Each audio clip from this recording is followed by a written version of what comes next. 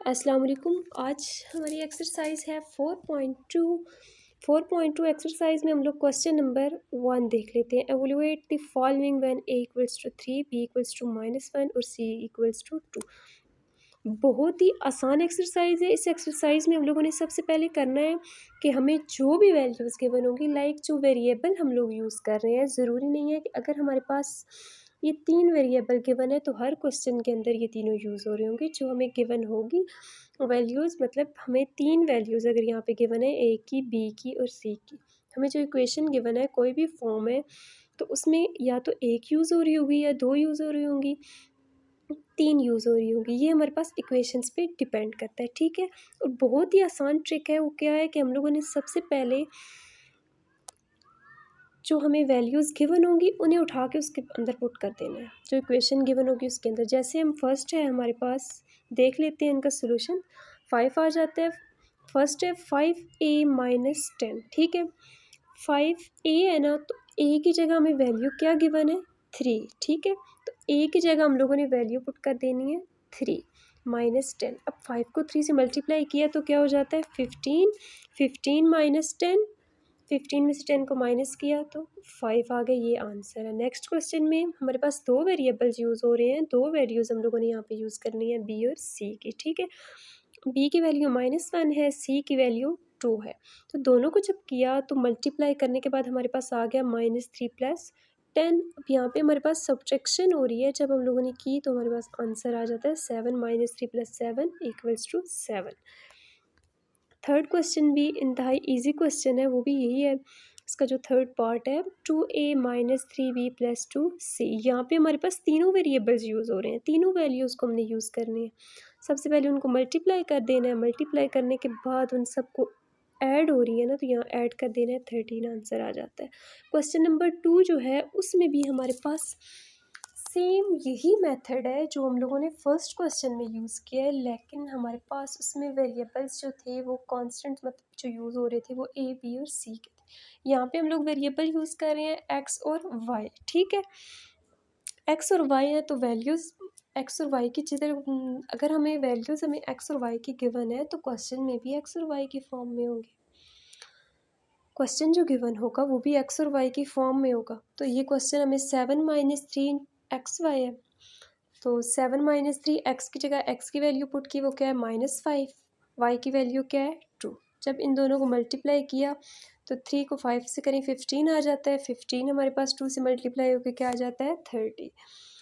7 add में आ रहा है, माइनस माइनस प्लस हो जाता है, तो साइन प्लस का आ गया था। 7 + 30 = 37। नेक्स्ट 2 पार्ट भी इसी तरह से हैं, देख लीजिएगा। जो हमारे पास थर्ड क्वेश्चन है उसमें भी हमारे यही वैल्यू है, सेम यही क्वेश्चंस है जो हमने फर्स्ट और सेकंड किया है, ठीक है। सिर्फ वैल्यूज़ चेंज हो जाती हैं। k = 2 है, l = 3 है, m = 4 है। अब इधर हम लोगों ने एल, एम और के की जगह उनकी वैल्यूज़ को पुट किया। पुट करने के बाद उनको मल्टीप्लाई किया। मल्टीप्लाई करने के बाद अगर वो ऐड हो रही हैं तो ऐड करेंगे, सब्ट्रैक्ट हो रही हैं तो सब्ट्रैक्ट करेंगे। अदरवाइज़ अगर वो अगेन मल्टीप्लिकेशन होकर आंसर आ रहा है तो मल्टीप्लिकेशन करेंगे। यहाँ पे हमने जब किया, करने के बाद अगेन मल्टीप्लिकेशन आ गई थी तो -24 आंसर आ गया था। नेक्स्ट क्वेश्चन भी यही है। 5m √k² + l², ठीक है। तो इधर अंडर रूट आ गया, तो अंडर रूट अगर हमारे पास कैंसिल हो रहा हुआ तो हम लोग ज़रूर उसे कैंसिल आउट भी करेंगे। -2² + 3 है ना, तो 2 का स्क्वायर को जब हम लोग ओपन करेंगे तो वो क्या आता है 4 + 9। 4 + 9 = 13 होता है। लेकिन 13 को अगर हम लोग अंडर रूट में लिखें तो ये किसी अंडर रूट के फॉर्म में ओपन नहीं हो रहा, मतलब 13 किसी का अंडर रूट नहीं बनता। तो इसीलिए ये एग्जैक्ट ऐसे ही रहेगा, ये भी सॉल्व हो जाता है। नेक्स्ट वैल्यू हमारे पास डिवीजन फॉर्म में है।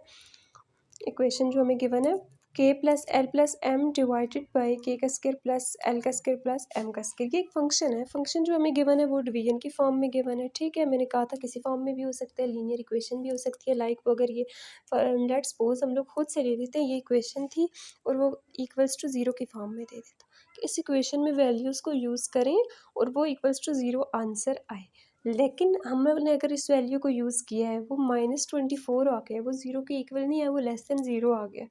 तो ये हमारे पास हम लिख देते हैं कि ये इसको सेटिस्फाई नहीं कर रही और हमारे पास ये ज़ीरो के इक्वल नहीं आया, तो ये वाली जो वैल्यूज़ हैं ये इस इक्वेशन को सेटिस्फाई नहीं करती। ठीक है, तो यहाँ पे हमें डिवीजन के फॉर्म में मिल गया है क्वेश्चन। तो इधर हमने वैल्यूज़ को पुट किया, पुट करने के बाद हमने इनके स्क्वायर को ओपन किया, ओपन करने के बाद ऐड हो रही थी, ऐड किया तो हमारे पास आ गया 5 डिवाइडेड बाई 29।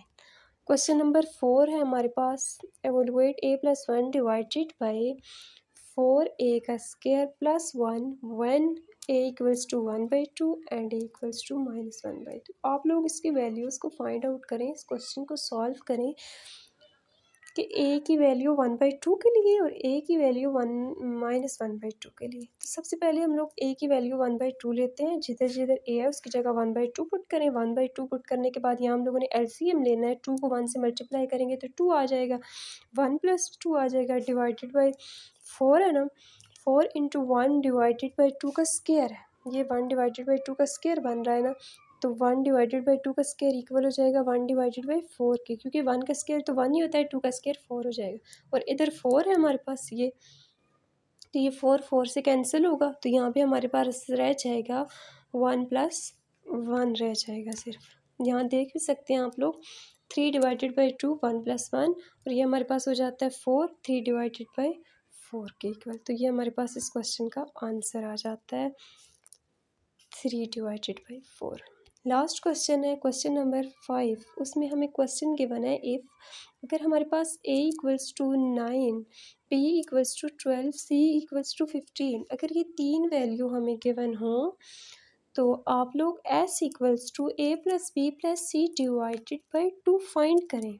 ठीक है, देन द वैल्यू ऑफ, इस फार्मूले के अकॉर्डिंग हम लोगों ने s की वैल्यू जो यूज़ करनी है हम लोगों ने, ठीक है, ये क्वेश्चन हमें गिवन है कि एस हमने फाइंड करना है इस फार्मूले से। ठीक है, उसके बाद हमने जो फाइंड करनी है, ये वैल्यू जो यूज़ करनी है वो इसके अकॉर्डिंग जैसे पीछे यूज़ कर रहे थे, इसमें एस की वैल्यू यूज़ करनी है, इसलिए सबसे पहले हम लोगों ने एस फाइंड करना है इस फार्मूले के अकॉर्डिंग। ठीक है, तो S equals to a + b + c divided by 2, जो वैल्यू हमें गिवन है a b c की, उन वैल्यूज़ को हम लोगों ने इसकी जगह पुट किया, 9 + 12 + 15 डिवाइडेड बाई 2, ये आ गया 36 डिवाइडेड बाई 2, तो ये 18 से का मल्टीपल्स था, 2 1s are 2, 2 18s are 36 आ जाता है।